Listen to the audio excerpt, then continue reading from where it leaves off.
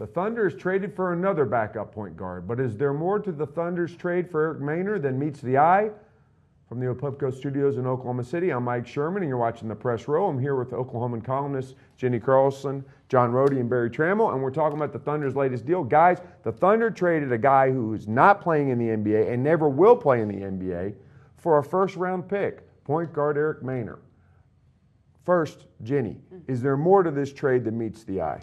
Well, I think it's a really interesting trade. I don't know about you guys, but it was a bolt out of the blue to me. I wasn't expecting any moves, and then lo and behold, a move to bring Eric Maynor here from the Utah Jazz, and then cut Sean Livingston and Mike Wilkes, the guys that were sort of the veterans at point guard with Kevin Ollie on the injured side of things. So this is really interesting to me. The guard core just gets younger and younger, and you know, Maynor to me looks like a guy that sort of continues in this mold of, you know, has some offense but really can play some defense too. I think he really fits what they've been bringing in. I don't know about more to the trade, but I was really surprised by the trade. I didn't think it was possible the Thunder could get younger, but they did. And Wilkes, him being gone, no big surprise there. Livingston maybe is not as healthy as they hoped, going a little more side to side than forward and back. And Maynor, he was the number 20 overall pick. I believe the Thunder picked number 25, Barry. And I'm just curious, did they have their eyes on Maynor during the draft last June? Well, I think they probably did. But I think this is a trade where they think it helps them.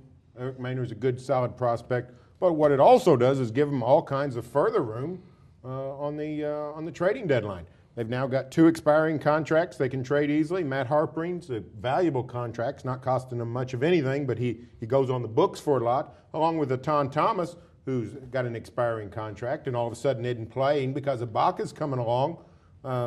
Thunder might not be through with the deals. They could still come up with another great trade in addition to adding a young point guard. Let's talk about that salary cap stuff first. That adds up to, you know, over $14 million in expiring contracts. Once again, Sam Presti and his salary cap expert, I think it's Rich Cho, have done some playing Monopoly.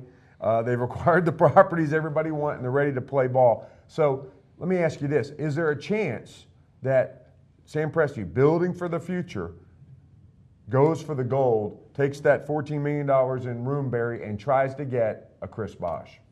I don't think so personally, because I think Bosh, to me, that's a move to try to, you know, all in for this year or maybe next year if he would agree to come back for his option year.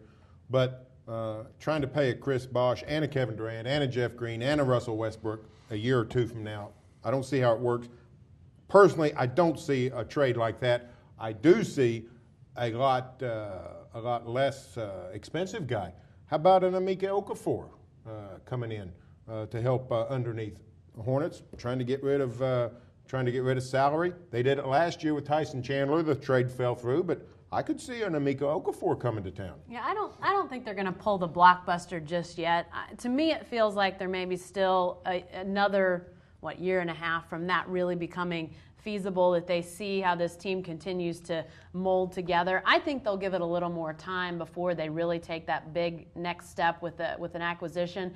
But I tell you, this really clears the room to make sure you don't have any problems getting Kevin Durant and getting Jeff Green signed this next offseason, which is obviously job 1 and job 2 for this franchise. You now got plenty of room to do that, which I think everybody in the franchise is probably very thankful for. Yeah, if you throw in Earl Watson, and I'm not sure what they cost the Thunder to get rid of him, if anything, but the 3 highest paid guys on the roster, on the books anyway, they're all gone after this year. Those, like Mike said, those contracts expire. That's more than $20 million. More than anything, guys, they're just going to move the money around. This frees it up, like Jenny says, to keep Durant and to keep Jeff Green and to keep Westbrook. So really, it's kind of maneuvering. Mainly, it's just getting a fresh new face, a backup point guard that maybe they're not so hesitant to pull the trigger if Westbrook is struggling to put in a Maynor.